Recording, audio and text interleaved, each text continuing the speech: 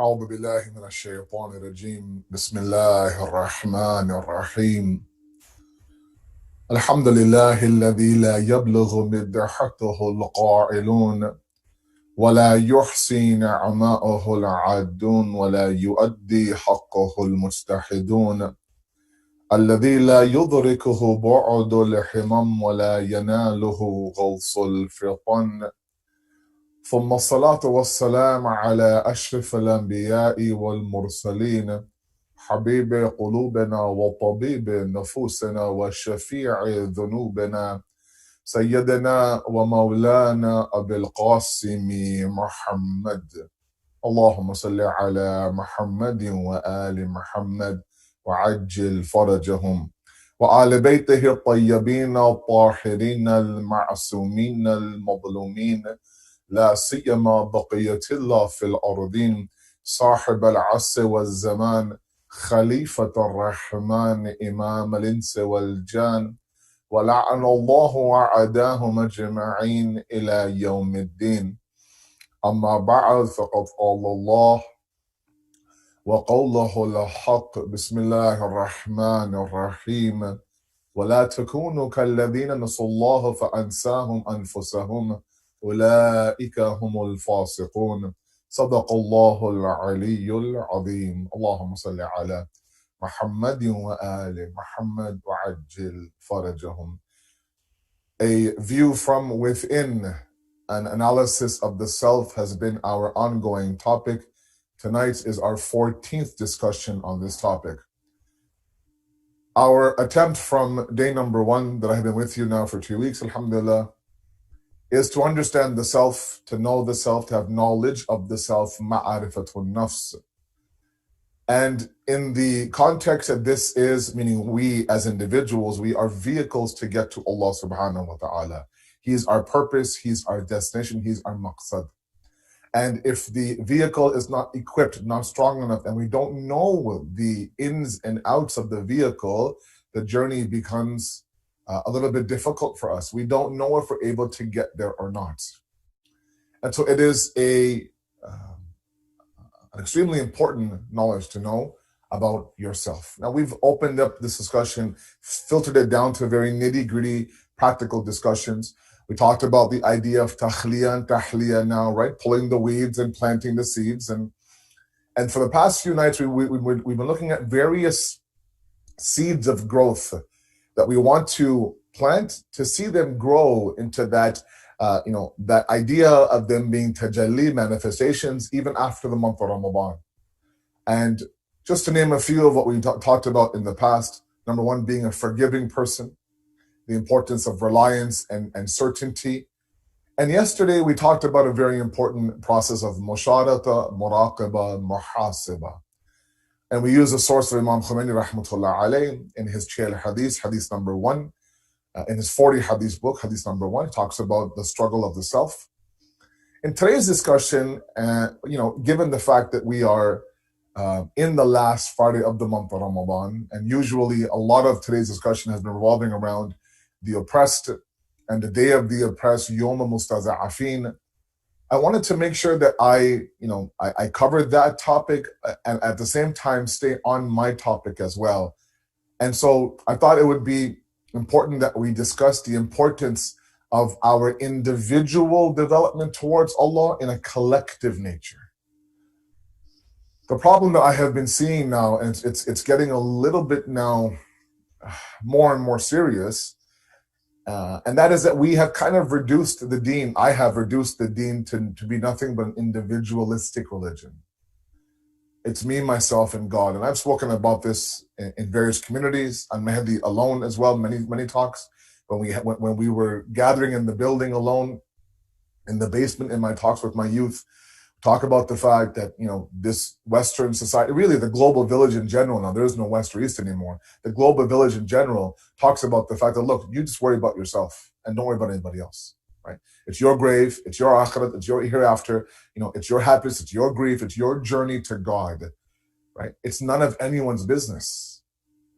And so the moment that we adopt that mentality, a lot of things that the deen has been promoting since day number 1 fall to the side. And it's very obvious through very small things that I want to remind myself of and all of you of the fact that the deen has always been about the jama'ah, about the ijtima', not the infirad, not the fard, right? So I often say the deen is an infiradi, is not an infiradi deen, it's the ijtima'i deen.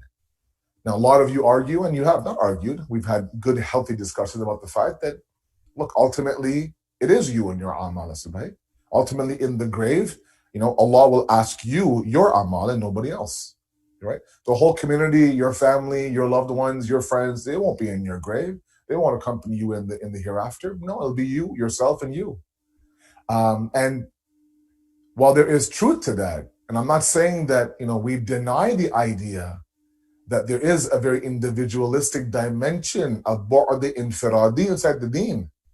But in light of the fact that when we compare both of them, the development of the fard actually is at a higher rate, at a more successful rate, when that individual begins to now inject itself into the jama'ah in the community.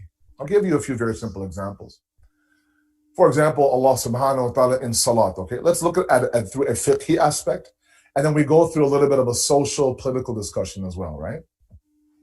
So in fiqh, for example, Allah subhanahu wa ta'ala makes Surah Al-Hamd wajib in your daily salat, correct? The second surah, in the first two rakats of any salat, you have the freedom to choose whatever surah you wish, so long as in the Shia fiqh, it is a complete surah. Our Sunni brothers are allowed to recite only portions of the surah. We have to have Al-Hamd plus a surah, right? So if you begin Surah Baqarah for some reason in Fajr Namaz, inshallah, may Allah protect you if you do that, then you are to complete that entire surah, okay?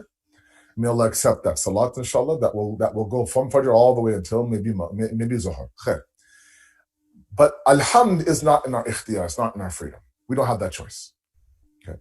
Why Al-Hamd now? In Al-Hamd now, there's many, many times where the sirayeh of the jam is used. For example, we start off by saying, Alhamdulillah Rabbil Alameen, Ar-Rahman Ar-Rahim, Maliki Yawmiddin. And then we end up becoming plural. Iyaka na'budu wa iyaka nasta'in, ihdina as-siratal mustaqim. Right?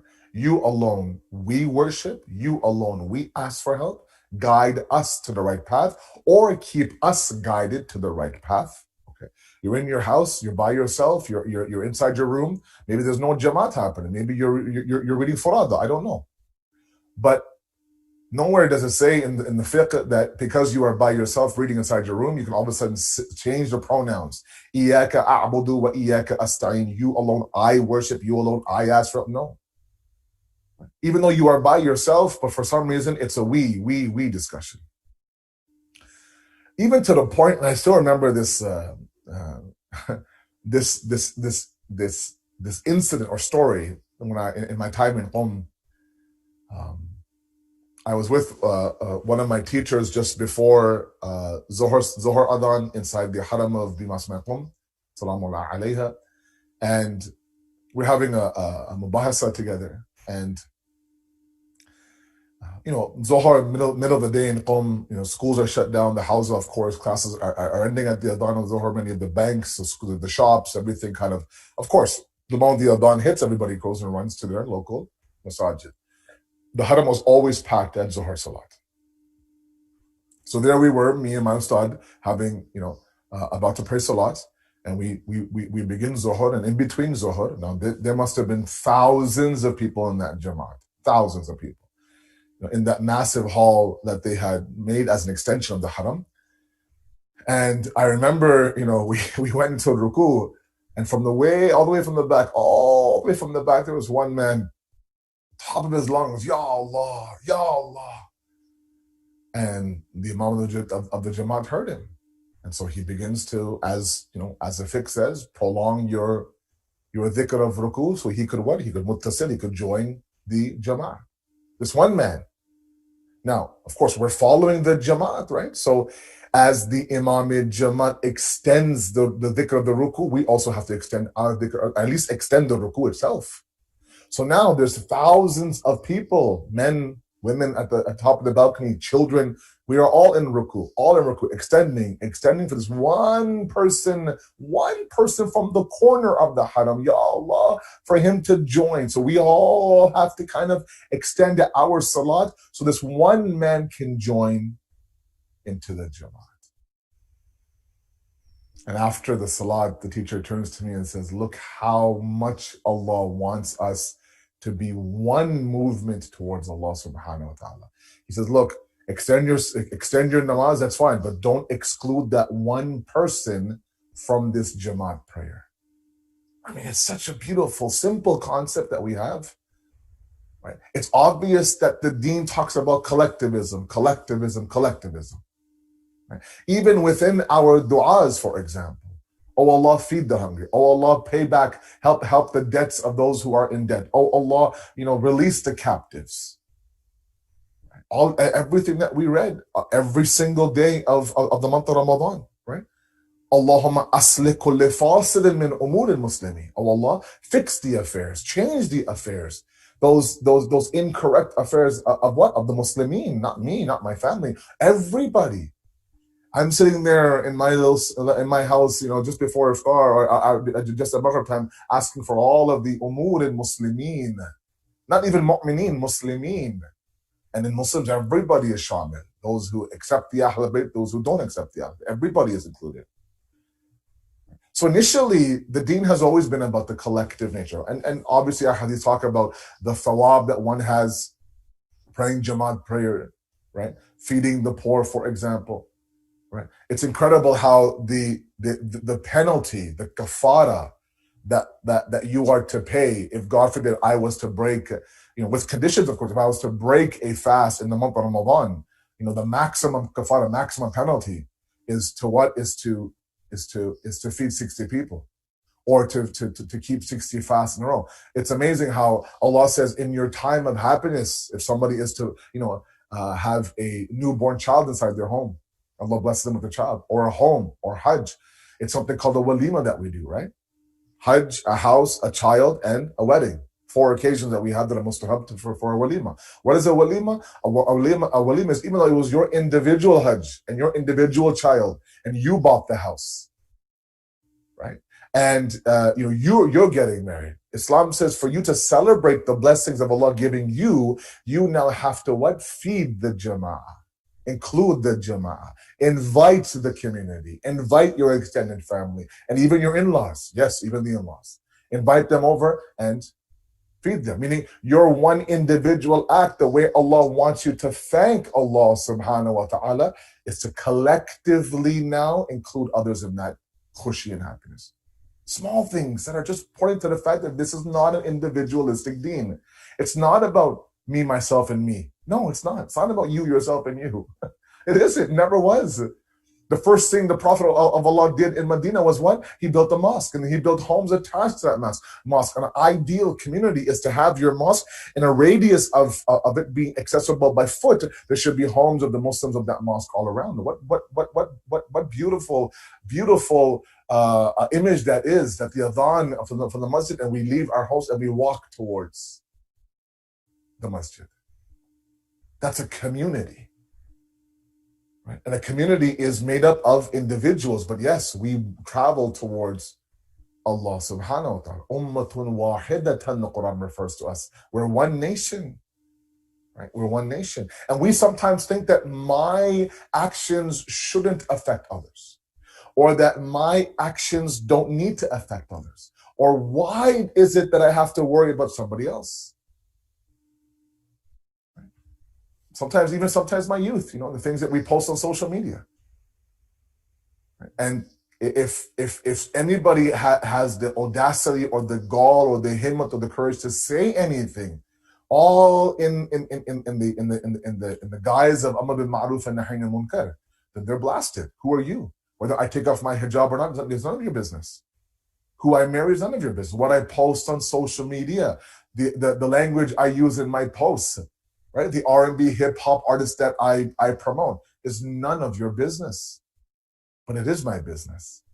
Like, you've made it public. Don't assume, I shouldn't assume that my public events or my public now decisions don't affect others. It does affect others. The moment that we take on the collectivism ideology, then yeah, we become very conscious of our actions. How will me saying this, doing this affect others? I saw a post recently, someone had shared it with me. It's not a hadith, obviously. It's just somebody's quote, right? Just a random guy on Instagram who's saying that, like, like basically what he was saying was, leave a positive mark in this world. Like, what is your legacy in this world? How will you be remembered? And leave behind those things that when you're long gone, those things remain and will represent you in a positive way, or will even become witnesses for you in a positive way on the Day of Judgment. And he gives the example of posts on social media. What are we posting out there? What are we throwing out there? I'm scrolling in my timeline. I'm going through my IG, my various videos and IGTV and everything, going through my tweets. And am I that one Twitter handle that somebody can expect really good things, small little things to kind of remind us of our consciousness and our goodness, leaving my legacy behind, leaving my goodness behind? Or am I somebody who my legacy is something that is completely opposite? And why do I say this? Because sometimes, especially on this day of the last Friday of the month of Ramadan, a lot of us have essentially two different approaches, right? One is that people do cry out, people do speak out against those who are oppressed all over the world. And the beauty of the Deen of Islam, the absolute beauty of it, is that we are not prejudiced when it comes to oppression. We're not prejudiced, period, but especially when it comes to oppression. Especially the Shi'as of Ali Muhammad, especially those who try and aspire like you and I to be the true Shi'as of the Ahlul Bayt. Where we see dhulm, where we see a madhloom, we run towards it. And we get those teachings from the Ahlul Bayt, nobody else. We don't see what sect he belongs to. We don't see, are you a Sunni Muslim? Are you a black Muslim? Are you a white Muslim? Are you an Urdu Muslim? Are you a Khoja Muslim? No, we don't. If you are a madhloom, that because we are the ones that cry for Sayyid al-Shuhada, we come running towards that Muslim and give him whatever he can or whatever she can to help him. Imam Jafar al-Sadiq alayhi salatu wasalam, Allahumma salli ala Muhammad wa ala Muhammad, he says that one of the most beautiful acts that are accepted by Allah subhanahu wa ta'ala is to help your fellow brother or your sister in three areas. Number one is satisfy their hunger. Number two is to share in their grief.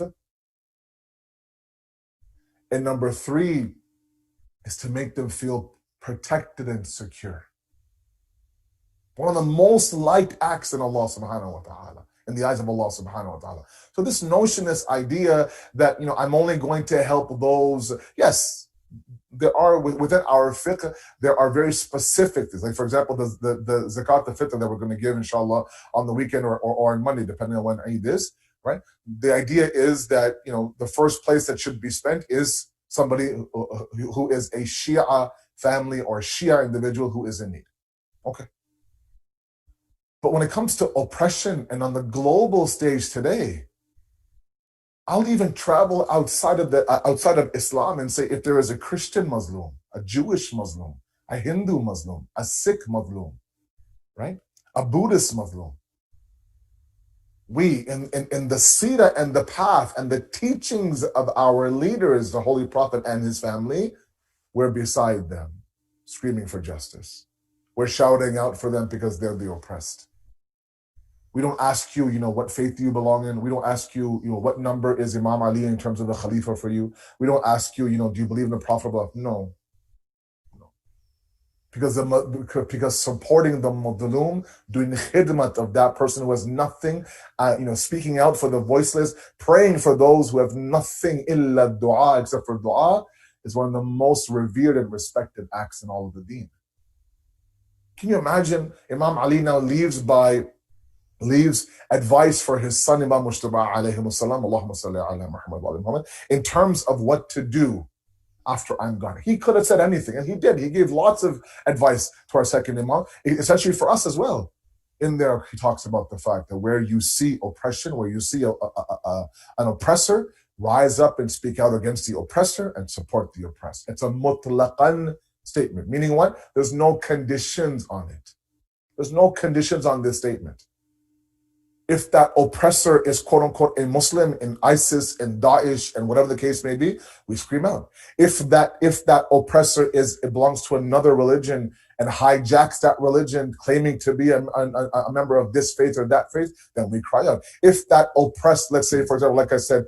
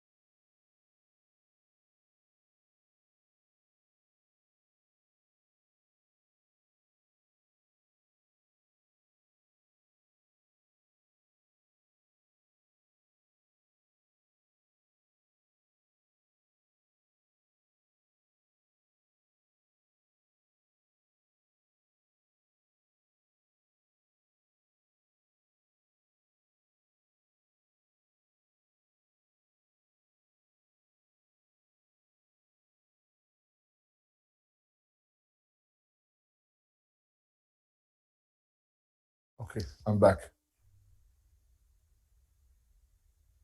Ya Allah, am I back? Bismillah ar-Rahman ar-Rahim. Allahumma salli ala Muhammad wa ala Muhammad wa ajil faraja. Yeah, you're back. Okay, thank you. I apologize for that. We are at the mercy of technology, and for some reason my Wi-Fi just for a moment just kind of went out. Allahumma salli ala Muhammad wa ala Muhammad wa ajil faraja. So as I was saying, 12,000 letters were written to Imam Hussein from who? From who? People of Kufa. The people of Kufa. And I would love it if one day, someday, I would, all of us, myself included, would research the state of the people of Kufa during that time, especially during the golden era of Amir al-Mu'minin. These are people who, in that very Kufa, were individuals who turned their back against Imam Ali. Ibn Muljim, of course, la'atullah alayh, the qatil of Amir al-Mu'minin, the killer of Amir al-Mu'minin, was a person who, inside Kufa, of course, right? So nowhere once do we see these letters are coming to Imam Hussein, bit by bit, and it's incredible. He reads them asking, Mawla, we are yatim. Mawla, we don't accept this Khalifa. Mawla, we need somebody to help us. We need you. Please come to Kufa. Please come to Kufa. One by one, he sends Muslim. Anywhere have I at least read, maybe I'm wrong, nowhere have I read that Imam Hussein says to them, you have the gall to ask me for help. You're the ones that what? You're the ones that did this to my father. Yes, later on, there were some harsh words against the people of Kufa in various khutbah, but nowhere once. The moment somebody's asking for help, Imam Hussein didn't look at where you're from and what you believe in, this and that. No, you're asking for help. If I can help you, absolutely, I'm going to help you. Doesn't matter who it is. I mean, there's one story of, narrowing it down to a close friend of yours. I say this point only because, I don't want people to reduce this whole idea of the oppressed, let's say, in various parts of the world, in Yemen and Bahrain, and what's happening in Iraq and what's happening in Syria. I remember, churches were bombed by ISIS in Pakistan. I remember. And Christians that were misidentified, probably as Muslims, were killed. And we were up in arms. We had protests. We spoke out. One story from the life of Imam Sadiq alayhi salatu wasalam, Allahumma salli ala Muhammad wa ala Muhammad. He says that, in fact, one of his companions now, and the name isn't mentioned in the books, or maybe I'm forgetting the name. He was doing tawaf with our 6th Imam, doing tawaf of Hajj with our 6th Imam. And he was with another friend, so two friends that were companions of Imam Sadiq. one companion was done his tawaf before the other one was. They're both with Imam Sadiq. So that first friend now ventures out of the tawaf circle and is off to the side. During the other friend's tawaf now, I think or the third round now of 7, the friend is now calling him because he needs a little bit of help. He needs some help. Now this man is busy with tawaf, and those of you who have done tawaf, you know that it's a very wholesome act of worship. It's a beautiful act of worship. You're circling the Bayt of Allah. It's just beautiful, right? You're just in a zone. You see somebody calling, you're like, you can wait. I mean, unless it's life and death, you can wait. I'm just finishing my next 4 rounds. I want to make sure I do it properly, right? The left shoulder to the Kaaba. I want to make sure I focus. I don't get upset by all the rush. So he ignores the friend. 1 round is over. Imam Sadiq is beside this individual. This man now is calling him over. Imam Sadiq says to him, do you not see your friend calling you for help? Asking you, can you come here? He goes, yes, I do, but Mullah, I'm in between my tawaf right now. Just break your tawaf, go help him, and come back and resume your tawaf. Now, why do I say that? Because Hadith tells us about the tawaf of the Kaaba, 60,000 sins. 60,000 sins are removed with the tawaf of the Kaaba. So one hadith says. Can we even for a moment, and these are not just numbers that are made up by the government, made up by the imams or exaggerated by the Ahl Bayt. No, there is some significance to that number. Now, 60,000 of your sins on one side, this one friend of yours asking for help, this one individual asking for help, and the Imam says, break this one act that causes your 60,000 sins to be forgiven, and go help your friend. He's asking you for help. Right? So this is all about collectivism. It's all about the fact that we cannot sit there and say, look, I'm not an Arab. I'm not a Pakistani. I'm not from that part of the world. I'm not a Syrian. I'm not an Iraqi. I'm not Chinese. I'm not Nigerian. Okay, I'm not. The Prophet says the one who wakes up and does not think about the affairs of the Muslim, فَلَيْسَ مِنِّي, he's not from me. فَلَيْسَ Muslim, he's not a Muslim. There have been ample examples of the deen trying to make us realize that you belong to a bigger picture. And when I embrace this, and the word I'm going to use is embrace, not fight it, embrace this idea of this social obligation to not only be besides those who are oppressed, besides those who are zida zulm, who are under the grip of tyranny and injustice. At the same time, anybody who's asking you for help, we have to go out and we have to fulfill that request to the best of our ability. But also what's included in that collectivism is that my public actions also have to be thought about over and over and over again. One of the most beautiful things in the month of Ramadan, that we have to somehow, like I said last night, bottle it up and carry it next week forward into Shawwal, is the fact that we were, at least, as far as in my conversation with people, we were so conscious of our act, we're so conscious of our fasting. How many questions do I get? Asabai, does this break my namaz? Asabai, my fast. Asabai, can I do this? Can I swallow? Can I, brush my teeth? Is it okay if I shower? I don't want to break my fast. I had one brother tell me that, I have allergies. I can barely open my eyes. Can I just swallow a pill without any water? And, I can't. Right? All of it because we're just conscious of Allah's Sharia while we're fasting. I don't get that much questions about namaz. Does this break my namaz? Does that break my wudu? What about this? But fasting every year for some reason. Can I give blood, for example? Right? Because we are just in a state of consciousness when it comes to Allah's Sharia. Meaning what? We are just, we sit there and we examine our actions before we do it. And we tell ourselves, okay, I'm fasting. Can I do this? Can I look in here? That beautiful, لَعَلَّكُمْ تَتَّقُونَ, the Quran says. This is why Allah has made fasting prescribed on you. Because why? Because it makes you amongst those who are pious, God conscious, God centric, God aware. Now, if we can only carry that into all of our actions, especially those who are very, very, active on social media, please be careful what you post out there in the universe. You never know. Maybe there is one person who's on the fence about hijab, and I don't mean to pick on hijab, but on the fence about hijab. Should I, shouldn't I, should I, shouldn't I? And she reads a post about the sister who recently took off her hijab, and she decided, of course, to talk about her journey and how free she is. And then all these, mashallah, beautiful comments beneath. Oh my God, you're so lucky. You seem so relaxed now. You're so free now. And now this person on the fence says, whoa, look at all that. Look at those emotions. Look at that freedom. Look at this. She seems to be somebody who's, kind of relieved herself of this burden. So, you know what? I'm going to keep the hijab off my head.